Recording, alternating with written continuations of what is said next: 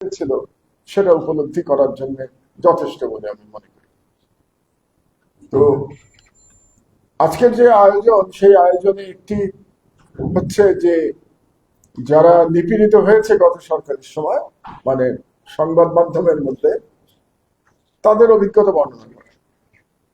তো আমার যে অভিজ্ঞতা সেটা বর্ণনা করতে গেলে এরকম মামলার সংখ্যা, এখানে একজন পত্রিকার সম্পাদক বললেন যে তাদের পত্রিকার বিরুদ্ধে মামলার সংখ্যা নাকি 49টা, 124টা। তো কাজেই এগুলো বর্ণনা করলে সময় শেষ হয়ে যাবে, আমি এই বর্ণনার মধ্যে যাব না। শুধু দুই একটি প্রাসঙ্গিক ঘটনা বলা দরকার পরিস্থিতি বর্ণনার জন্য। মিডিয়ার বিরুদ্ধে প্রথম আক্রমণ শুরু হয়েছিল আমার দেশ দিয়ে, এবং যে স্টোরিটা দিয়ে আক্রমণ শুরু হয়েছিল, সেই স্টোরি যিনি লিখেছিলেন তিনি আমার পাশে বসে আছেন আজকে। আব্দুল্লাহ সিনিয়র সাংবাদিক ছিলেন আমার দেশে, এবং তিনি বিগত ফ্যাসিস্ট শেখ হাসিনার পুত্রে একটি দুর্নীতির সংবাদ প্রকাশ করেছিলেন 2009 সালের ডিসেম্বরের 17 তারিখে, এবং আমি আর তিনি মিলেই আমরা এই সংবাদটি আমরা প্রকাশ করেছিলাম, দুজন মিলেই আমরা করেছিলাম এই কাজ। এবং তার জন্য সর্বপ্রথম তার উপরে আক্রমণ হয়, তার গাড়ির উপরে বোমা নিক্ষেপ করা হয় কাকলি রোডে, এবং তিনি কোন ক্রমে গাড়ির থেকে পালিয়ে চলন্ত বাসে উঠে সেদিন প্রাণ বাঁচিয়েছিলেন, এবং তার গাড়িটি ভেঙে দেওয়া হয়েছিল, এবং তার ড্রাইভারকে ধরে সেখানে সন্ত্রাসীরাই মারধর করেছিল, তাকেই উল্টো ছিনতাইকারী বলে তাকে ফেরানো হয়েছিল সেই দিন। তো আব্দুল্লাহ প্রাণে বেঁচে গেছিলেন, এবং সেই দিন থেকে আমাদের বিরুদ্ধে ফ্যাসিস্ট হাসিনার ব্যক্তিগত লড়াই শুরু হয়েছিল, ব্যক্তিগত আক্রমণ শুরু হয়েছিল। সেদিন আমাদেরকে বলেছিলেন আপনাদের বুদ্ধিশুদ্ধি কম আছে, এত তাড়াতাড়ি আপনারা সরকারের বিরুদ্ধে লিখতে গেলেন কেন? মানে অনেকেই আমাদেরকে উল্টো অভিযোগ করেছিলেন যে আমরা নাকি হঠকারী ভূমিকায় গিয়েছিলাম। আরেকটি বলে দিই আপনাদেরকে, আপনারা ডিজিটাল আইনের কথা বলেন, আইসিটি আইনের কথা ভুলে যান। ডিজিটাল আইনের ফাদার ছিল আইসিটি আইন। আইসিটি আইন থেকে ডিজিটাল আইন জন্ম নিয়েছিল। সেই আইসিটি আইনের প্রথম যার বিরুদ্ধে মামলা হয়েছিল তার নাম মোহাম্মদ। সেই আইসিটি আইন যে পত্রিকার বিরুদ্ধে প্রথম মামলা হয়েছিল সেই পত্রিকার নাম আমার দেশ, এবং সেই মামলা এখনো চলছে, এবং সেই মামলা আজ পর্যন্ত সরকার উইথড্র করে নাই, কারণ সরকারই ওই মামলার বাদী। গতকাল হাসনাত আব্দুল্লাহর উপরে আক্রমণ হয়েছে। হাসনাত আব্দুল্লাহ আমাদের এই বিপ্লবের নেতৃত্ব যারা দিয়েছে তরুণরা, তাদের মধ্যে একজন, এবং হাসনাত আব্দুল্লাহর উপরে যেভাবে আক্রমণ গতকাল হয়েছে, সেই একই প্রকৃতির আক্রমণ আমার বিরুদ্ধে 2018 সালে কুষ্টিয়ার আদালতে হয়েছিল। আমারটা আরো বড় আকারে হয়েছিল, সেটা আপনারা সবাই জানেন। আমি নিজের সম্পর্কে খুব বেশি কথা বলতে পছন্দ করি না, আমি ব্যক্তিগত বিষয় নিয়ে আলোচনা করি না বললেই চলে। তো হাসনাত আব্দুল্লাহর উপরে যারা আক্রমণ করেছে, যে ফ্যাসিস্টরা আক্রমণ করেছে, সেই একই ফ্যাসিস্টরা কিন্তু 2018 সালে আমার বিরুদ্ধে আদালত চত্বরে আক্রমণ করেছিল। সেদিন আমি প্রাণে বেঁচে গিয়েছিলাম।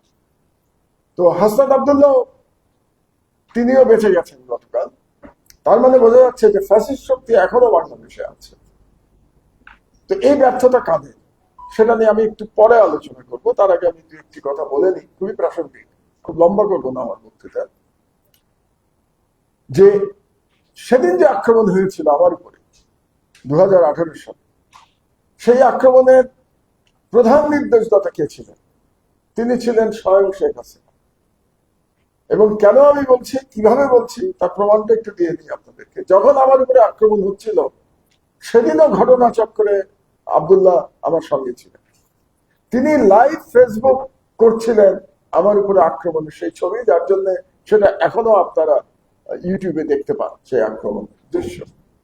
এবং আক্রমণ চলাকালীন তখন বিএনপি অফিসে, বিএনপির যে চেয়ারপারসনের অফিস গুলশানে, সেখানে সম্ভবত একটি তাদের দলীয় সভা চলছিল, এবং সভায় সভাপতিত্ব করছিলেন দলটির মহাসচিব মির্জা ফখরুল আলম। তো তাকে বলা হলো যে মাহমুদুর রহমানের জীবন বিপন্ন, আপনি একটি সরকারের সাথে কথা বলে দেখেন যে তাকে অন্তত বাঁচানো যায় কিনা।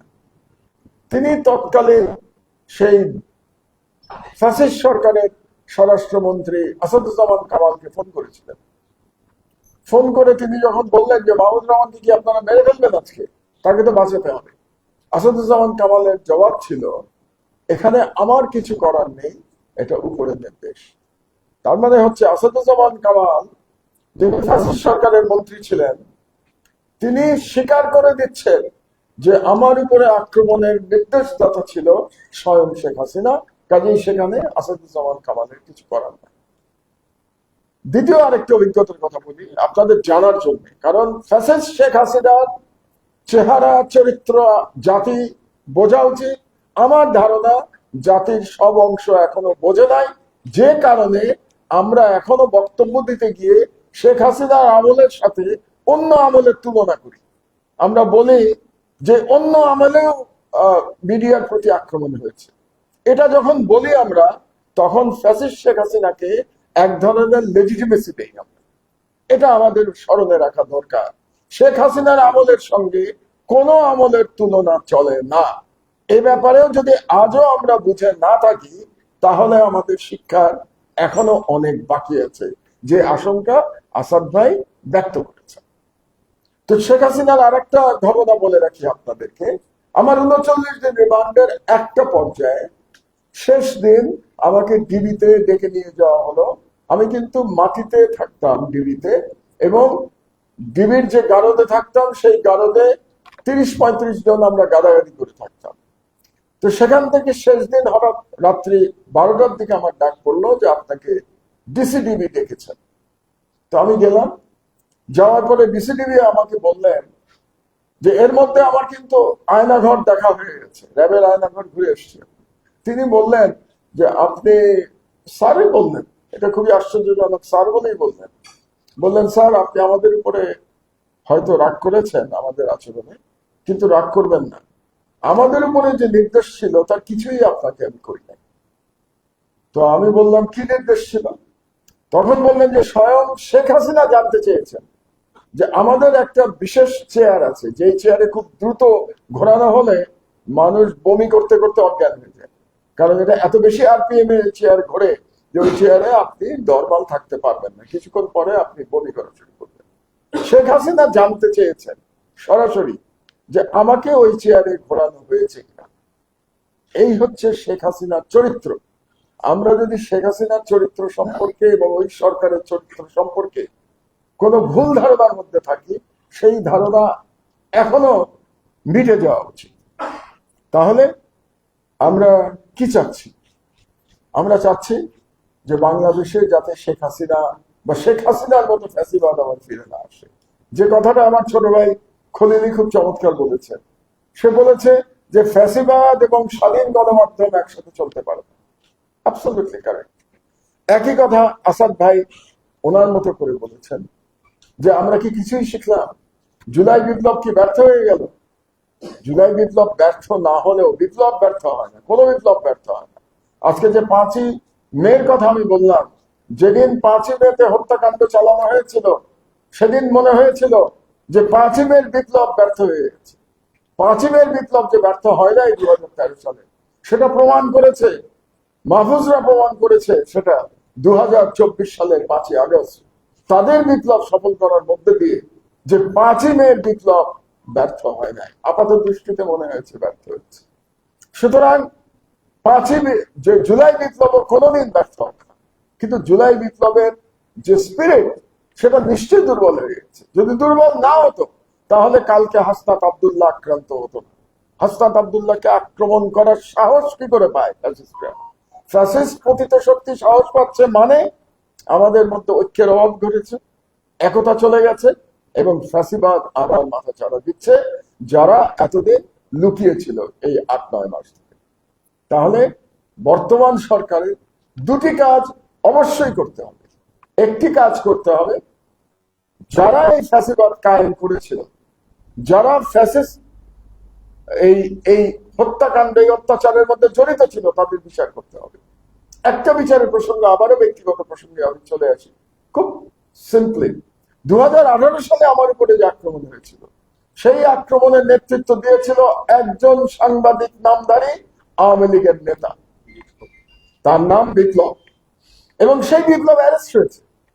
তার জন্য আপনারা অ্যারেস্ট হয় নাই, সে বিপ্লবীদের মামলা হয়েছে, অ্যারেস্ট হয় নাই, তার জন্য আজকে সাংবাদিক নেতারা মায়া কান্না করছে।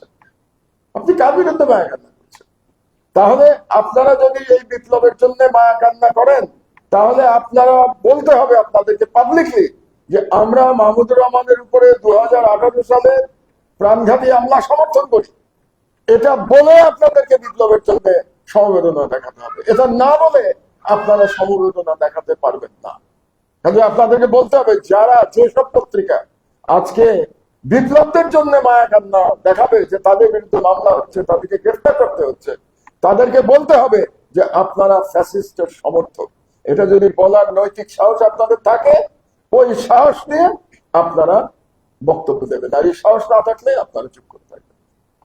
তাহলে 1 নম্বর কাজ হচ্ছে বিচার। বিচারে দীর্ঘসূত্রিতা হচ্ছে, সরকার ব্যর্থ হচ্ছে, দীর্ঘসূত্রিতা হচ্ছে, অ্যারেস্ট হচ্ছে না। এই কারণেই এরা হাসনাত আব্দুল্লাহকে আক্রমণ করবার সাহস পাচ্ছে।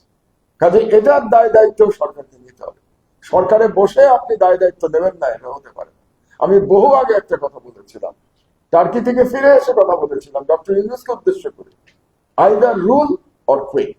আপনি চেয়ারে বসেছেন, আপনাকে শাসন করতে হবে, অথবা আপনাকে চলে যেতে হবে। এই দুটোর কোনো মাঝামাঝি পথ নাই। সেখানে পরিষ্কার আসাদ ভাই বলেছেন, আপনার চলে যাওয়ার কোনো পথ নাই।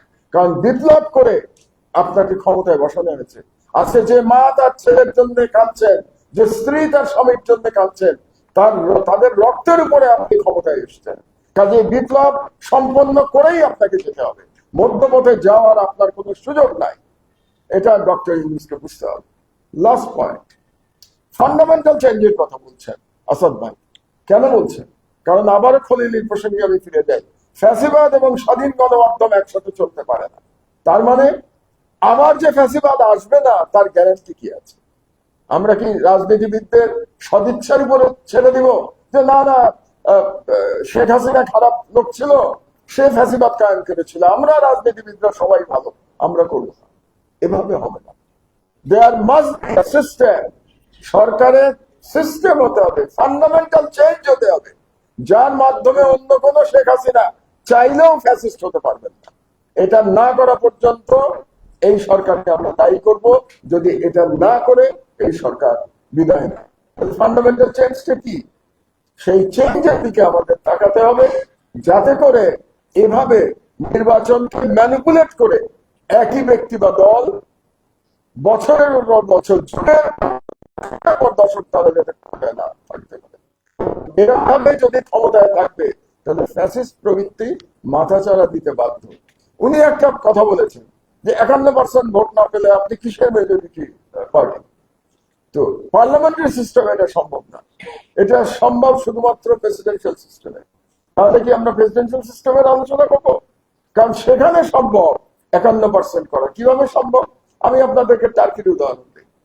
তুরস্কের প্রেসিডেন্সিয়াল সিস্টেম, সেখানে প্রেসিডেন্ট পদপ্রার্থী তারা ইলেকশনে করেন, ধরেন 4 জন ইলেকশন করলো, প্রথম জন যদি 50% করে ভোট না পান, তাহলে তিনি প্রেসিডেন্ট হতে পারবেন না। তাহলে কি হবে? প্রথম এবং দ্বিতীয় ব্যক্তি, সেই দুজনের মধ্যে আবার পদ্ধতির বাইরে আর কোন রাস্তা নাই। যে 2 টার্ম প্রেসিডেন্ট হবে এবং 2 টার্মের পরে আর প্রেসিডেন্ট থাকতে পারবেন না, তাকে চলে যেতে হবে আমেরিকার মতো। এবং প্রেসিডেন্টের সাথে পার্লামেন্টের ক্ষমতার একটা ভারসাম্য থাকতে হবে। এই ধরনের এটা আমার চিন্তা। আপনি একমত হতে হবে এমন কোনো কথা নাই, আপনারা দ্বিমত করতে পারেন, আপনারা বেটার আইডিয়া নিয়ে আসতে পারেন, কিন্তু একটা স্ট্রাকচার আমাদেরকে করতে হবে, এই সরকারকে করে যেতে হবে, যাতে শেখ হাসিনার মতো ফ্যাসিবাদ আপনার না পারে। আল্লাহ হাফেজ।